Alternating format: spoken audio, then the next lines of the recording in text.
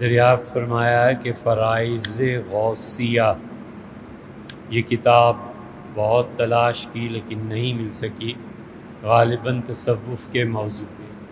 جی نہیں، یہ فرائض غوثیہ جو ہے یہ کتاب وراثت کے احکامات پر مشتمل ہے۔ حضرت مولانا سلامت اللہ صاحب فرنگی محلی رحمۃ اللہ علیہ تھے، اور آج سے 102 سال پہلے کا نسخہ 1343 کا وہ ہمارے یہاں موجود ہے۔ اس کا تصوف سے کوئی تعلق نہیں ہے، بلکہ انہوں نے بہت آسان انداز میں وراثت کی تقسیم کے مسائل پہ لکھی ہے، اگر ضرورت ہو تو ہمارے یہاں موجود ہے۔ ایک کلپ آپ نے بھیجا ہے اور دریافت فرمایا ہے کہ حضرت شاہ عبدالعزیز صاحب رحمۃ اللہ علیہ کے ایک آیت پڑھنے سے عیسائیوں کا گرجا گر گیا تھا۔ بھیا کوئی ایسی بات نہیں ہوئی تھی، اور اصل حقیقت یہ ہے، یہ آپ ذرا تجربہ کر کے بھی دیکھ لیجئے گا کہ ہمارے یہاں عام طور پہ اب جو مذہبی قیادت ہے،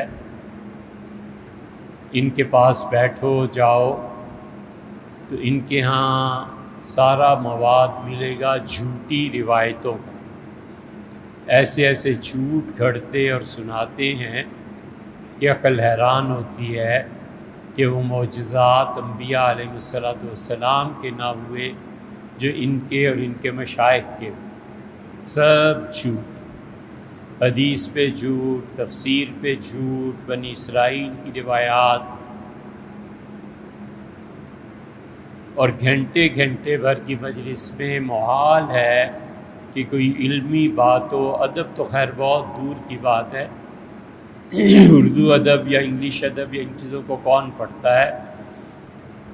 تو مذہبی قیادت کے ہاں آپ کو جھوٹ ملے گا بکثرت، اور جھوٹے قصے۔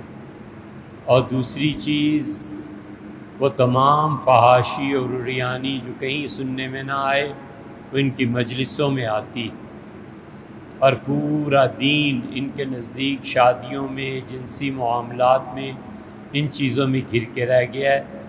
یہ دو چیزیں ملیں گی، اور تیسری چیز اس پہ بگھار لگتا ہے پھر غیبتوں کا۔ ایسی ایسی باتیں اور تہمتیں کہ غیبت سے بڑھ کر تہمت ہو جاتی ہیں۔ ہم نے اپنے اساتذہ میں ایک بزرگ تھے، انہیں دیکھا، پٹھان تھے، غصہ تھا، لیکن ساری زمانہ طالب علمی میں کبھی نہیں دیکھا۔ منہ پہ لڑ لیتے تھے، مولویوں سے لڑ لیتے تھے، عام آدمی سے لڑ لیتے تھے، لیکن وہ آدمی جوں ہی گیا پھر کبھی جو اس سے ان کی کوئی بات کی، بالکل چپ ہو جاتے تھے، بالکل کوئی بات بھی کرتا تھا تو اچھا نہیں سمجھتے تھے کہ اب غیبت ہو جائے گی، میں نے جو کچھ کہنا تھا منہ پہ ہی کہہ دیا۔ ایک اچھا کردار تھا، دل کی بڑاس بھی نکال لی، بات بھی پوری کر لی۔ تو اعلیٰ ترین اخلاقیات میں سے کبھی کبھی یہ بھی ضروری ہوتا ہے کہ آدمی جواب دے دے۔ ہم نے ایسے لوگوں کو دیکھا ہے، اب ایسے لوگ نہیں ملتے۔ رہ گئی یہ بات کہ شاہ عبدالعزیز صاحب رحمۃ اللہ علیہ نے ایک قرآن کی آدھی آیت پڑھی اور 1857 کی جنگ آزادی میں گرجا گر گیا تھا۔ بیچارے جاہل مولوی کو اتنا بھی نہیں پتہ کہ شاہ عبدالعزیز صاحب رحمۃ اللہ علیہ 1823 میں انتقال فرما گئے تھے۔ 5 جون 1823 میں حضرت کا انتقال ہو گیا تھا، اور دہلی اور ہندوستان جہاں جہاں خبر پہنچی ہزاروں کے حساب سے افراد آئے۔ مومن خان مومن زندہ تھے، انہوں نے حضرت رحمۃ اللہ علیہ کا مرثیہ لکھا، انہوں نے شاہ سید احمد شہید رحمۃ اللہ علیہ کا مرثیہ بھی لکھا۔ گلاب ناب سے دھوتا ہوں مغز اندیشہ، گلاب ناب سے دھوتا ہوں مغز اندیشہ، کہ فکر مدحت سبت قسیم کوثر۔ کمال کا قصیدہ لکھا، ان کے پیر و مرشد تھے سید صاحب رحمۃ اللہ علیہ، شاہ عبدالعزیز صاحب رحمۃ اللہ کی مجلس میں جانے والے لوگ تھے، کہتے ہیں واللہ عالم کہ اتنی خلق خدائی کہ قدم قدم پہ جنازہ ہوتا تھا، لوگ آتے تھے کہتے تھے ہم جنازے سے رہ گئے، ذرا جنازہ رکھ دو پڑھ لیں، ذرا جنازہ رکھ دو پڑھ لیں۔ مومن وغیرہ یہ لوگ جو تھے، مومن تو نہیں، ان کے بعد کے لوگوں نے کہا کہ 40 مرتبہ حضرت شاہ عبدالعزیز صاحب رحمۃ اللہ علیہ کا جنازہ پڑھا گیا۔ اتنی خلق خدا تھی کہ کچھ پتہ نہیں چلتا تھا جنازہ کدھر جا رہا ہے، قبرستان کدھر ہے۔ حضرت شاہ عبدالعزیز صاحب رحمۃ اللہ کا بڑا مقام تھا، ان کے والد حضرت شاہ ولی اللہ رحمۃ اللہ علیہ کا جو تھوڑا سا رجحان وہابیت کی طرف ہو گیا تھا نا، حضرت شاہ عبدالعزیز صاحب رحمۃ اللہ علیہ نے اس کو پورا کرنے کی کوشش کی۔ یہ الگ بات ہے کہ غالباً وہ تحفہ اثنا عشریہ میں بعض عبارتیں ہونے کے باوجود وہ بات پوری نہ ہوئی، خیال ہے، ضروری نہیں کہ ٹھیک۔ اللہ تعالیٰ کی رؤیت کسی کو ہو سکتی ہے، اور جن اللہ والوں کو ہوئی ہے اس بارے میں کچھ تفصیل بیان فرما دے۔ یہ فرما دے جو ہے نا، یہ کون سی اردو ہے؟ شتر گربا، اونٹ کو چوہے کے ساتھ باندھ دینا۔ ادب احترام سے تو آپ نے لکھا کہ جن اللہ والوں کو ہوئی ہے اس بارے میں کچھ تفصیل بیان فرما بھی ظاہر ہے آگے دے کیا ہے۔ اچھا عبداللہ صاحب، جو کچھ بھی ہے، بات یہ ہے کہ یہ عقیدے کی بات ہے، اور ہمارا عقیدہ ہے کہ آخرت میں اور خواب میں اللہ تعالیٰ کی زیارت ہو سکتی ہے۔ خواب میں اگر کوئی کہے تو ہم سے نہ نہیں کرتے، اور آخرت میں یقیناً اللہ کی زیارت ہو، خوشبو چلے گی، اور ایسی خوشبو جو جنت میں بھی لوگ جا کے نہیں سونگھیں گے۔ اس خوشبو کے بعد جب لوگ اس میں مدہوش ہو جائیں گے تو اللہ تعالیٰ کی زیارت ہوگی۔ یہاں پر پہنچ کے ہمارا اور اہل تشیع کا اختلاف ہے۔ اہل تشیع کے نزدیک اللہ کی زیارت نہ اس جہان میں نہ اس جہان میں۔ ہم کہتے ہیں فزیکلی کسی انسان کو اس جہان میں اللہ کا دیدار ہو جائے بالکل ممکن نہیں ہے، ناممکن۔ فلسفی کی عقل میں جو کچھ آتا ہے، صوفی اپنے مراقبات میں جو کچھ دیکھتا ہے، سونے والوں کو جو خواب نظر آتے ہیں، سوچنے والا جو کچھ سوچتا ہے، اور سالک جن مقامات کو طے کرتے ہوئے تجلیات اس پر پڑتی ہیں، اللہ کی ذات اس سے وراء الورا ثم وراء الورا ہے، اللہ کی ذات اس سے بہت آگے۔ سارے پردے ہٹ جائیں، آخری پردہ جو نور کا ہے وہ کبھی بھی نہیں ہٹتا۔ آخرت میں ہمارے نزدیک، اہل السنہ کے نزدیک، یہ عقیدے میں شامل ہے کہ ہم اللہ تعالیٰ کو کی زیارت کریں۔ اہل تشیع منکر ہیں اور معتزلہ منکر تھے، اب بھی منکر۔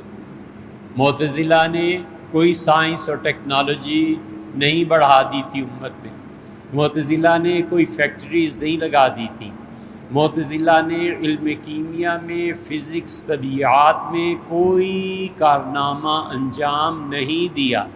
معتزلہ تمام عقائد کی بنیاد عقل پر رکھنا چاہتے تھے، بس اتنی بات تھی ان میں، اور محدثین عقل کی بنیاد کو تسلیم نہیں کرتے تھے۔ وہ کہتے تھے کہ عقیدہ کتاب و سنت سے ثابت ہوتا ہے، عقیدہ اجماع سے ثابت ہوتا ہے، اور عقیدے کی تیسری قسم سمعیات ہیں۔ سمعیات کا مطلب ہے کہ حضور صلی اللہ علیہ وسلم نے ایک بات بیان کی، صحابہ رضی اللہ عنہ نے سنی، تابعین نے، تبع تابعین نے، امام ابو حنیفہ رحمۃ اللہ علیہ نے، مثلا امام محمد اور ابو یوسف نے، ان کے بعد امام طحاوی رحمہ اللہ، انہوں نے عقیدہ طحاویہ میں درج کر دیا کہ ہم اہل سنہ کا یہ عقیدہ۔ اس میں معتزلہ اور اہل تشیع ان دونوں کے بہت سے عقائد ملتے ہیں۔ اہل تشیع علم کلام میں عقلیات پر بہت دقیق مباحث کرتے ہیں، اور معتزلہ بھی یہی کہتے ہیں۔ اس لیے ان کے نزدیک خدا کی زیارت ہو ہی نہیں سکتی، نہ شیعہ کے ہاں نہ معتزلہ کے ہاں۔ معتزلہ شیعہ سے بھی 4 ہاتھ قدم آگے چلے گئے، کیونکہ شیعہ کو اپنی جو بھی روایات ہیں وہ ثابت کرنی تھی، تو عقل کو انہوں نے تھوڑا سا نیچے رکھا کہ یہ روایت کہاں کھپے گی اور یہ کہاں کھپے گی۔ معتزلہ نے اپنی طرف سے جرأت کی اور انہوں نے احادیث کا ہی انکار کر دیا۔ معتزلہ نے بہت زیادہ خرابی، سائنس اور ٹیکنالوجی کچھ نہیں دی۔ امام غزالی رحمۃ اللہ علیہ پہلے آدمی تھے جو اس کے بعد اٹھے اور انہوں نے معتزلہ کے خلاف پوری کتاب لکھی، تحافۃ الفلاسفہ۔ لیکن چونکہ بہرحال امام غزالی رحمۃ اللہ علیہ فلسفی رہے تھے، تو اپنے آپ کو 100% فلسفے سے پاک کر لیتے، ایسے بھی نہیں ہو سکا۔ پھر دیگر محدثین جنہوں نے امام غزالی پہ تنقید کی، انہوں نے غزالی کو بھی کہا کہ غزالی یہ باتیں معتزلہ ہی کی، ہم نہیں مانتے۔ خالص اہل سنہ کا مسلک امام محمد، امام یوسف اور محدثین رحمہم اللہ، اور تفویض مع التنزیہ اور تعویل مع التنزیہ، یہ 2 بڑے گروہ تھے جنہوں نے لکھا، اپنایا، امت کو بتایا، اور ہم اسی گروہ میں شامل ہیں، التفویض مع التنزیہ۔ اگر ابن رشد 9ویں صدی میں نہ آتے اور ابن رشد تحافۃ التحافہ امام غزالی کا رد نہ لکھتے، معتزلہ مر گئے تھے، کون پوچھتا تھا؟ ایسے فرقے ہر صدی اور دور میں پیدا ہوتے ہیں اور پھر آہستہ آہستہ اسی طرح مر جاتے ہیں۔ معتزلہ کو اب ہمارے محترم ہود بھائی صاحب ان کی چیزیں، صرف اتنا عرض کرنا ہے کہ ہود بھائی فارسی عربی پڑھ لیتے ہیں، انہوں نے معتزلہ کی اصل کتابیں تو پڑھی نہیں۔ اب خود سوچیں، میں آپ سے عرض کرتا ہوں کہ سرجری جب گھٹنے کی ہو تو ایک ہڈی کو دوسری ہڈی سے اس طرح رکھتے ہیں اور یہ کرتے ہیں۔ بہت معقول اور جائز بات ہے آپ کی کہ کوئی ڈاکٹر اٹھ کے کہتا ہے کہ مفتی تمہیں تو انگلش نہیں آتی، تم نے میڈیکل کو کہاں پڑھا ہے؟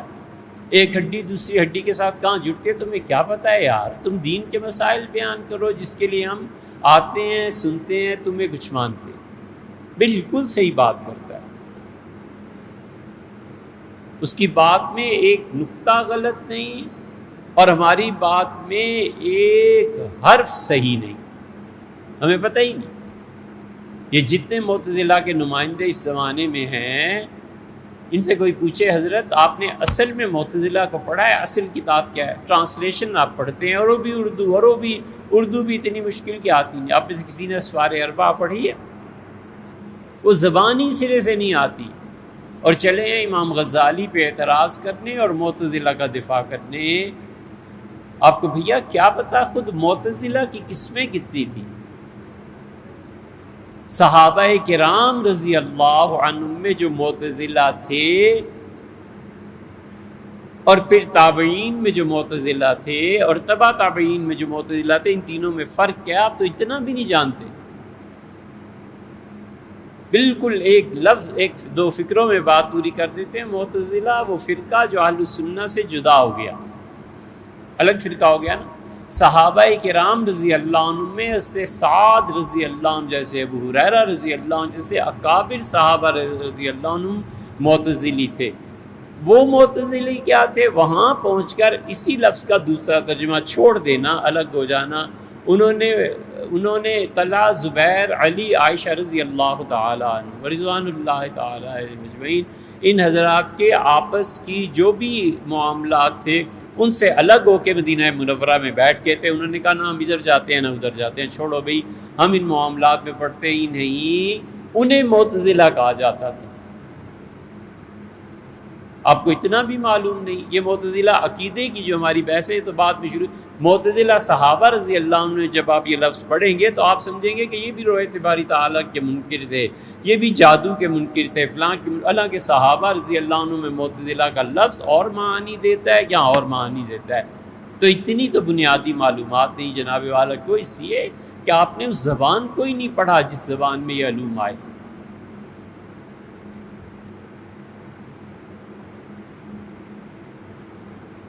یہ سوال جو تحریر فرمایا ہے کہ میں یہاں پوچھنا چاہتا ہوں، میرے بھائی کی شادی ہے، بھیا یہ نہ لکھا کریں ہم سے، یہ جو رومن لینگویج ہے پڑھی نہیں جاتی۔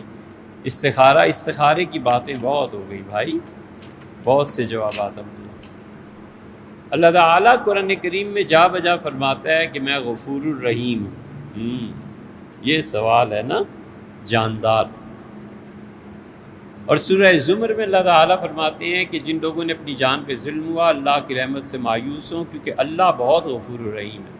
جب ہم پچھلی امتوں کے احوال قرآن کریم میں پڑھتے ہیں تو ایسی روایات ملتی ہیں، جیسے حضرت موسیٰ علیہ السلام طور سے واپس آئے تو اللہ نے حکم دیا کہ ان شرک کرنے والوں سے کہو ایک دوسرے کو قتل کریں، اور حضرت موسیٰ علیہ السلام نے اللہ سے دعا بھی کی کہ اللہ ان کو معاف کر دے، اور کئی مقامات پر اللہ نے قوموں پہ عذاب بھیجے، تو بنی اسرائیل جو اللہ کی چہیتی قوم تھی اس پر تو اللہ نے اتنی سختی کی، اور ہمارے لیے قرآن میں اللہ نے جا بجا مغفرت اور رحمت کا ذکر کیا ہے، تو کیا اللہ ان قوموں کے لیے غفور الرحیم نہیں تھا؟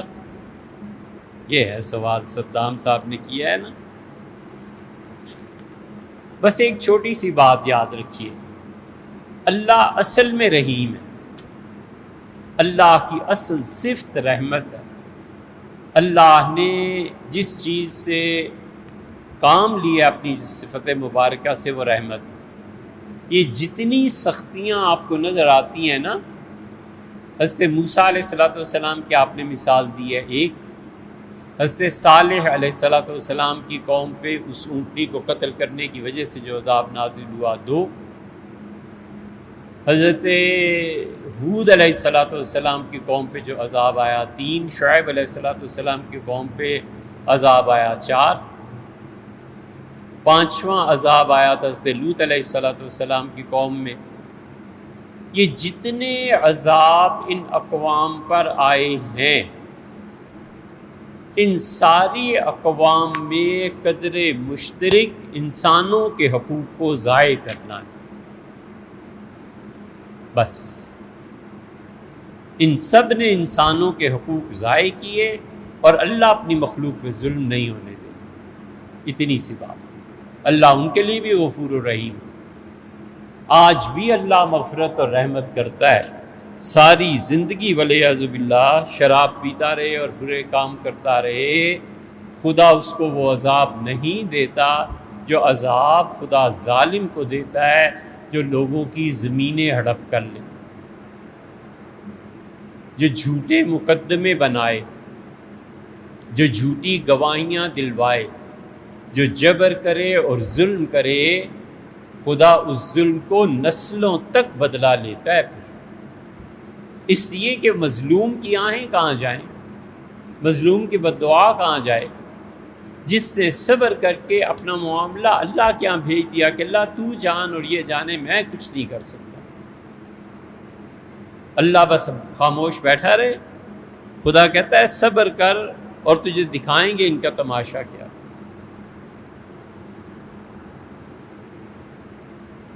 کبھی بھی حقوق العباد میں دخل نہیں دینا چاہیے۔ نماز نہیں پڑھتا، فرض نماز نہیں پڑھتا، وہ جانے اللہ جانے، والعیاذ باللہ۔ یہ نہیں ہے کہ ہم کوئی گناہ پہ اکسا رہے ہیں، والعیاذ باللہ، ہے یہ بھی گناہ۔ کچھ کرتوت کرے، جبر نہ کرے، مرد و عورتیں جبر نہ کرے اور اپنی رضا سے کرتے ہیں، منہ کالا کرتے ہیں، اللہ معاف فرما دے۔ جبر کرے گا مارا جائے گا۔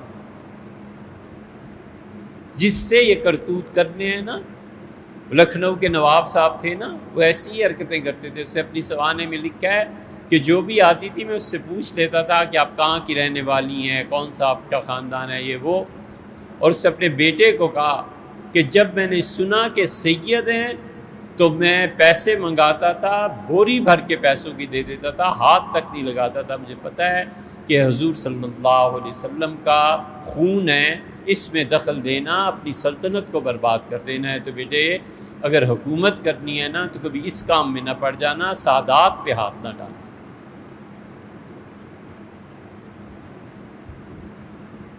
اسی لیے رسول اللہ صلی اللہ علیہ وسلم نے فرمایا تھا عبد المطلب کی اولاد کے ساتھ اگر نیکی کرو گے تو قیامت میں تمہیں اس نیکی کا صلہ دلوا دوں۔ یہ حقوق العباد ہے۔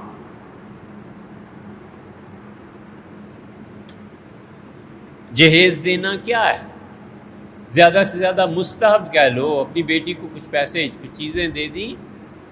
وراثت کی تقسیم فرض ہے، بچی کو جائیداد سے محروم کر دینا اور جہیز میں کروڑوں دے دینا یہ پرےکا کی حیثیت نہیں رکھتا۔ جہیز وراثت میں حصہ دینا ہے بیٹی کو، اور زندگی میں تقسیم کرنا ہے تو بیٹے اور بیٹی کو برابر کا دینا ہے۔ یہ تھوڑا ہی ہے کہ بیٹے کو 50 لاکھ کی گاڑی دے دی اور بہنیں محروم ہیں۔ کیوں 50 لاکھ کی گاڑی لڑکے کو مل گئی؟ بیٹی زیادہ اچھی لگتی ہے، 4 کروڑ کی کوٹھی خرید دی اور بھائی محروم رہے، یہ نہیں ہے۔ حضور صلی اللہ علیہ وسلم نے زندگی میں برابر تقسیم فرمائی ہے۔ 19-20 کا فرق چلو ہو سو، باقی سب تقسیم برابر ہے۔ یا تو پھر موت سے پہلے وصیت کرے کہ یہ بیٹے کا یہ بیٹی کا حصہ ہے، میرا تو پتہ نہیں کب مر جاؤں، اس کے مطابق تقسیم کر دے، عملاً قابو کر وارث بنا دے، اور یا پھر مرنے کے بعد وراثت تقسیم ہو جائے گی۔ اس لیے جتنی آپ نے بات کہی ہے، اللہ یقیناً اللہ کی اصل صفت رحمت ہے، وہ اپنی مخلوق پہ بہت مہربان اور رحیم ہے، لیکن حقوق العباد جہاں ضائع ہوتے ہیں نا، خدا کا عذاب نازل ہوتا ہے۔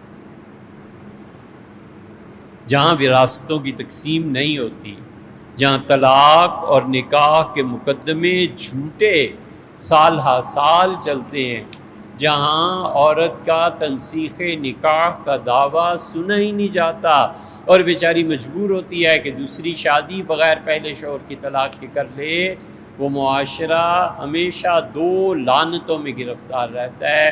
کبھی بھی وہاں بھوک ختم نہیں ہو سکتی اور کبھی بھی وہاں سکون نہیں آ سکتا۔ یہ 2 نعمتیں اللہ چھین دیتے۔ ملازم کو گاہک کی طرف سے ملی ہوئی ٹپ کے پیسے خود ضبط کر لینا یا خود رکھ لینا جائز ہے یا ناجائز؟ اس کے برعکس ملازم کا اسے لے لینا یہ درست ہے یا کیا؟ دیکھیں بھئی، جتنی ٹپس ملتی ہیں نا، مثلا آپ نے کھانا کھایا، بل آیا 100 روپیہ، آپ نے 50 روپے ٹپ میں دے دیے، یہ خالصتاً اس بچے کا حق ہے، اس آدمی کا حق ہے جو لے کے آتا ہے۔ اب مالک کہے کہ ٹپ میں دیکھ رہا تھا تجھے 50 ٹپ ملی ہے، لا ادھر کر، مالک کے لیے یہ پیسہ حرام ہے، اس لیے کہ اس کو انعام دیا ہے، اس کی سروس سے خوش ہو کے، اس کی کسی بات سے خوش ہو کے، یا ویسے ہی اس نے خیرات کیا، کچھ کیا، یہ سارے کا سارا حق اس کا بنتا ہے۔ مالک جو ہے اس کے لیے یہ پیسہ لینا جائز ہی نہیں۔ اس لیے ہمیشہ اگر پیسے دینے ہو نا تو اس کی ترکیب یہ بھی ہے کہ ان پیسوں کو اس کی جیب میں ڈال دو، پکا مالک بنا دو کہ بچے یہ تمہارے پیسے ہیں، کہیں ادھر ادھر نہیں دینے۔ اب مالک اس کی جیب سے نکلوائے گا تو زیادہ اللہ کی گرفت میں آئے گا، زیادہ عذاب اس کو ہوگا۔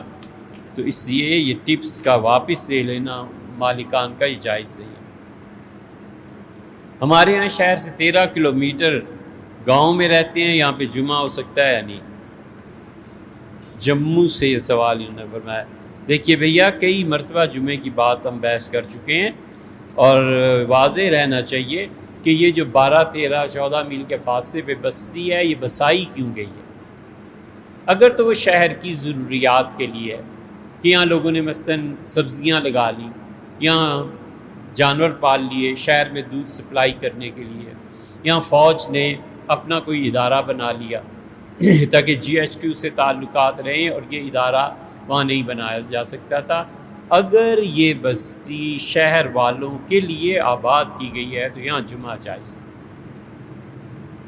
اور اگر یہ بستی اپنی مستقل حیثیت رکھتی ہے اور وہاں کئی ہزار کی آبادی ہے، تھانہ ہے اس کا اپنا، ضروریات اور معاملات کے لیے کسی شہر نہیں جاتے، ساری چیزیں وہاں پر کافی ہو جاتی ہیں، تو اس میں پھر جمعہ ہوگا، ورنہ ظہر پڑھنی پڑے گی اور یہ جمعہ جائز نہیں ہوگا، ظہر کی نماز رہ جائے گی ذمے۔ مثنوی شریف کی شرح اردو میں پڑھ سکتے ہیں، اس کے لیے کون سی کتاب پڑھے؟ آصف صاحب، مثنوی کے لیے اردو کی بھی جو شروع لکھی گئی ہیں نا، وہ بہت مشکل ہے، خاص طور پہ جہاں وجود اور وحدت اور مولانا روم رحمۃ اللہ بہت بڑے شارح ہیں ابن عربی کے، ان کے علوم کے، جہاں یہاں یہ چیزیں آتی ہیں نا، وہ آدمی پھنس جاتا ہے۔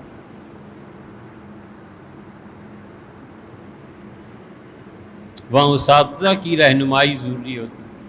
ایسے مقامات ہیں مثنوی میں جہاں ہمارے اساتذہ جب مثنوی انہوں نے پڑھائی تو خود انہوں نے کہا کہ یہ نہ تمہاری سمجھ میں آ سکتا ہے اور نہ میں سمجھا سکتا ہوں، صرف اللہ سے دعا ہی مانگی جا سکتی ہے، میں بھی دعا کروں تم بھی کرو، اللہ اس مقام کو حل فرما دے۔ اور واقعی ان کی دعا اللہ نے قبول فرمائی اور پڑھنے والوں کو تسکین ملی۔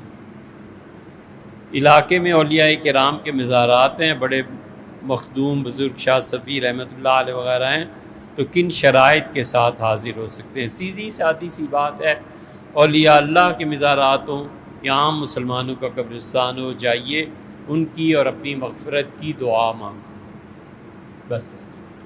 جو چیزیں سنت سے ثابت ہیں اولیاء کرام پہ وہی چیزیں کرنی چاہیے۔ تلاوت کیجیے، فاتحہ پڑھیے، قرآن کریم لے جانا ہے اس کی بھی اجازت ہے۔ قرآن فقہا جو منع کرتے تھے وہ اس لیے کہ قرآن کریم عام طور پہ درخت لگے ہوئے ہوتے ہیں قبرستانوں میں، کوئی پرندہ قرآن کریم آپ پڑھ رہے ہیں ناپاکی نہ ہو جائے، اس وجہ سے۔ اب تو موبائل میں آ گئے ہیں، اب کیا ایسی چیز ہے؟ اور چونکہ ان قبروں پہ خدا کی رحمت نازل ہوتی ہے، اس لیے مسجد میں دعا کے مانگتا ہے کہ اللہ کی رحمت نازل ہوتی ہے۔ نیک اور پاکیزہ لوگوں کی قبریں ہیں کہ وہاں پر خدا کی رحمت نازل ہوتی ہے، اس لیے جایا کرتے ہیں۔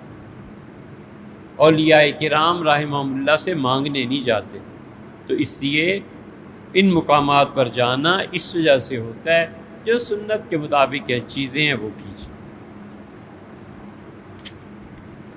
پولیس میں جاب کرتا ہوں، تھانے میں لکھائی کا کام زیادہ ہوتا ہے اور میں فائلز تیار نہیں کر پاتا، جس کی وجہ سے فائل لکھوانے کے لیے فیس دے کر لکھوا لیتا ہوں، جبکہ معلوم ہے کہ اس میں سچ اور جھوٹ دونوں لکھے ہوتے ہیں۔ کیا کمپیوٹر پہ یہ کام کرنا جائز ہے؟ بالکل ناجائز ہے بھائی۔ جھوٹ بولنا، لوگوں کو غلط شہادتوں میں پھنسانا، یہ حرام ہے، حرام۔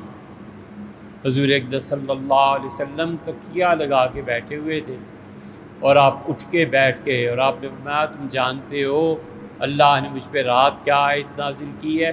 اور پھر آپ نے فرمایا اللہ نے رات مجھ سے کہا ہے کہ عدلت الشہادۃ الزور بالشرک، آج رات کے بعد میں شرک والے کو بھی وہی عذاب دوں گا جو جھوٹی گواہی والے کا عذاب ہے۔ جھوٹی گواہی پہ بھی خدا کا ایسا عذاب ہوگا اور شرک پہ بھی اتنا ہی عذاب۔ سر مبارک پکڑ لیا، آپ نے فرمایا الا واتقوا قول الزور، لوگوں جھوٹ بولنے سے بچنا، لوگوں جھوٹی گواہی نہ دینا، لوگوں شرک نہ کرنا۔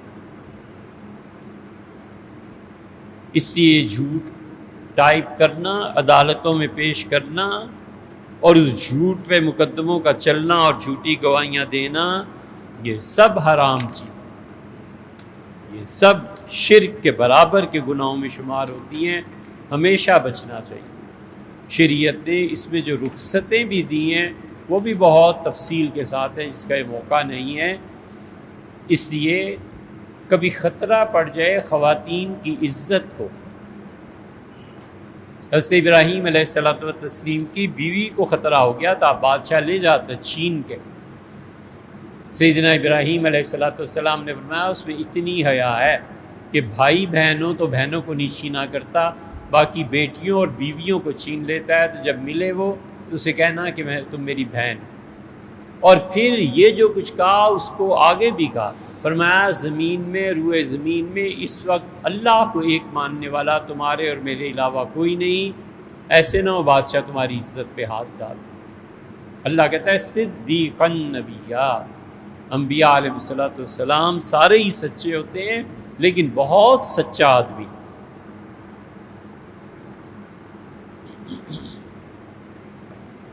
سچ اور جھوٹ کے امتحان میں پڑ گئے نا۔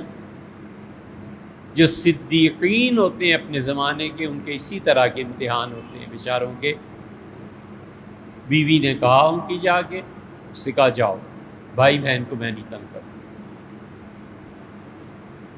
یہ چیزیں ہیں۔ دو باتیں اور بھی ہیں، جاننے والے جانتے ہیں، صحیح بخاری میں یہ روایت آئی ہے اور اس میں محدثین نے کیا لکھا، قتل کا خطرہ ہو اور قتل کے خطرے میں وہ پکڑ لیں اور کہیں حضور اقدس صلی اللہ علیہ وسلم کی توہین کرو وگرنہ تمہیں مار دیں گے۔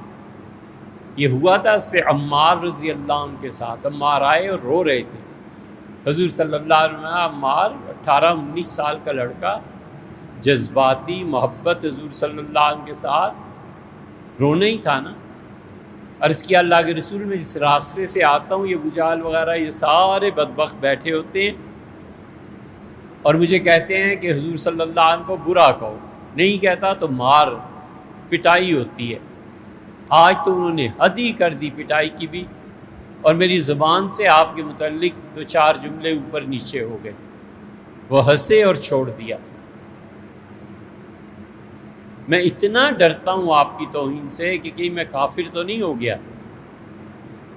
حضور صلی اللہ علیہ وسلم چپ تھے، اللہ نے وہی نازل فرما دی۔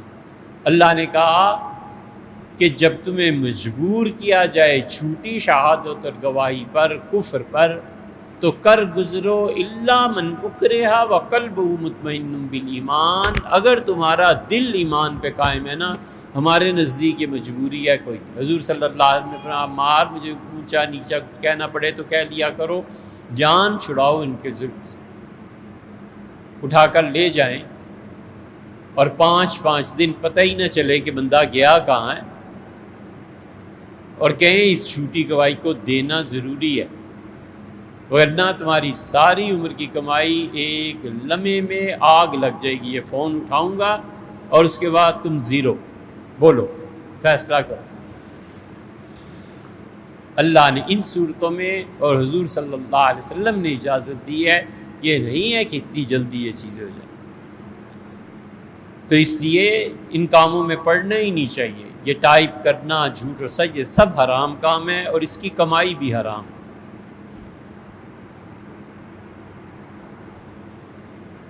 قربانی کے جانور میں کان یا دم کٹنے کی کتنی مقدار ہو تو قربانی درست نہیں ہوتی؟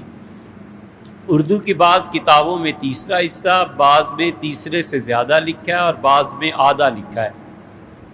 بھیا بالکل آپ سچ کہتے ہیں، اور جانور جو قربانی کے لیے ہو اس میں کان کا، سینگ کا، یہ بڑا مسئلہ ہے، اور امام صاحب رحمۃ اللہ سے، امام ابو حنیفہ رحمۃ اللہ علیہ سے 4 فتوے اس سلسلے میں آئے ہیں، اور امام صاحب رحمۃ اللہ علیہ کے علاوہ ابو یوسف اور رحمۃ اللہ علیہ نے آدھا کٹ جائے اس کو معیار قرار دیا ہے۔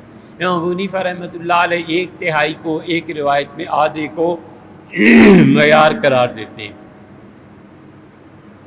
اور نصف سے کم ہو آج کل فتویٰ اس پہ دیا جاتا ہے۔ بس آسان سی بات آپ سے عرض کریں کہ قربانی کا جانور خریدنے کے وقت آدمی اچھی طرح دیکھ لے،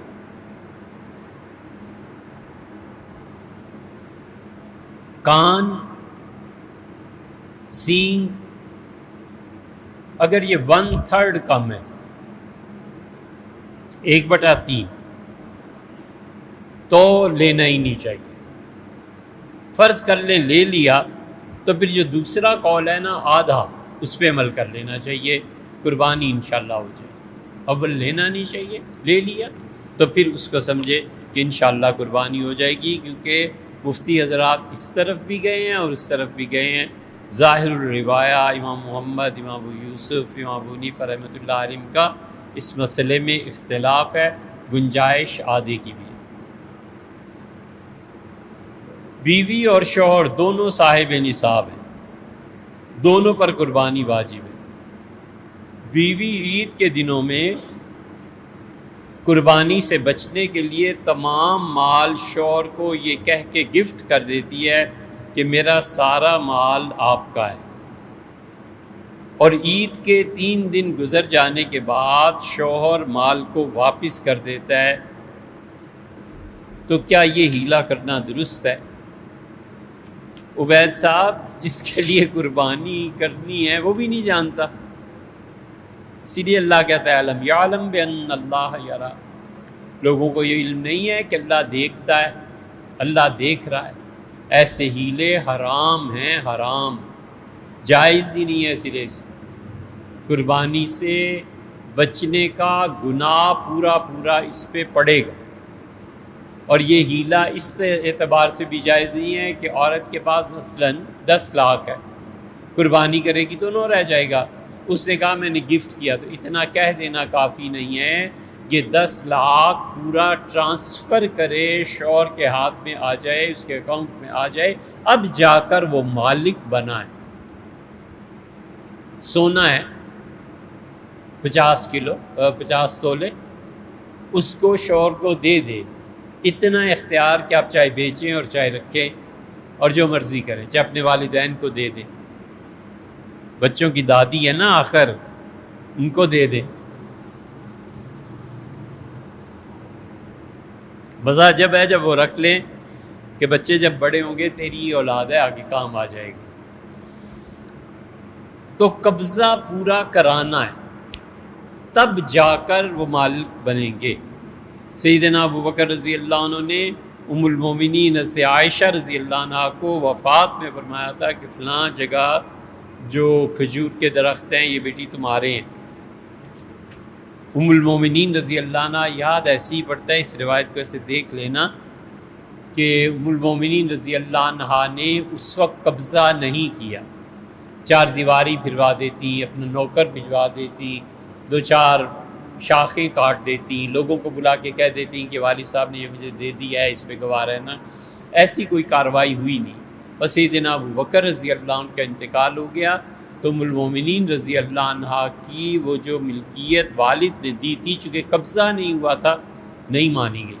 ام المومنین رضی اللہ عنہ نے اسے وراثت میں تقسیم فرمایا تھا۔ اس قسم کی روایت مل جائے گی۔ کندھوں پہ عام طور پہ علماء رومال ڈال لیتے ہیں، اس کے متعلق کتاب و سنت میں کوئی چیز نہیں آئی، قطعاً نہیں آئی، کوئی ایک روایت ایسی نہیں ہے جس سے ثابت کیا جا سکے کہ کندھوں پہ رومال ڈالنا چاہیے۔ صحابہ کرام رضی اللہ عنہم سے ثابت نہیں ہوئی تو حضور صلی اللہ علیہ وسلم تو بہت بات کی بات۔ خیال ہے، ضروری نہیں کہ یہ چیز ٹھیک ہو، آپ اس پہ خود تحقیق کر لیں کہ جب مخلوط معاشرہ تھا نا ہندوؤں اور مسلمانوں کا، تو بڑے لوگ جو تھے ہندو مسلمان یہ سب لوگ اپنی ہاتھ میں کندھے پہ ایک رومال ڈال لیتے تھے کہ جب آئیں گے شام کو واپس شہر سے کسی سے کوئی چیز ضرورت ہوئی باندھ کے لے آئیں۔ یہ ایک رواج تھا ہندوستان میں۔ اس لیے کیا ہندو اور کیا مسلمان سب ایک رومال رکھا کرتے تھے۔ آج سے 50 سال پہلے بھی گاؤں سے جس نے رومال نہیں رکھا ہوتا تھا وہ بھی لے جاتا تھا کہ بھی شہر جا رہا ہوں، رومال بڑے لوگ رکھ لیتے تھے۔ بڑے لوگوں سے مراد سنجیدہ طبقہ کہ شاید کوئی ضرورت چیز پیش آ جائے، رومال رکھتے تھے ہمیشہ۔ اس میں علماء اور غیر علماء کی کوئی تخصیص نہیں تھی، دکاندار بھی رکھ لیتے تھے، سبزی بیچنے خریدنے والے بھی رکھتے، ہر کوئی رکھتا تھا۔ یہ ہماری ثقافت اور کلچر کا حصہ تھا۔ ہاتھوں کو فارغ رکھنے کے لیے کندھے پہ ڈال لیتے تھے، یہ ایک رواج تھا ہندوؤں میں، مسلمانوں میں، سکھوں میں، ہر طرف یہ تھا۔ اس کا سنت سے کوئی تعلق نہیں تھا۔ لیکن آہستہ آہستہ جب ثقافت میں تبدیلی آئی اور تھیلے آ گئے اور مختلف چیزیں آ گئی جن میں چیز لانے کی سہولت ہو گئی، تو جو لوگ بھی پڑھے لکھے تھے، دفاتر تھے، یہ تھا وہ تھا، پڑھنے کے لیے بچے اسکول کالج میں جانے لگے، رومال کا طریقہ ختم ہو گیا۔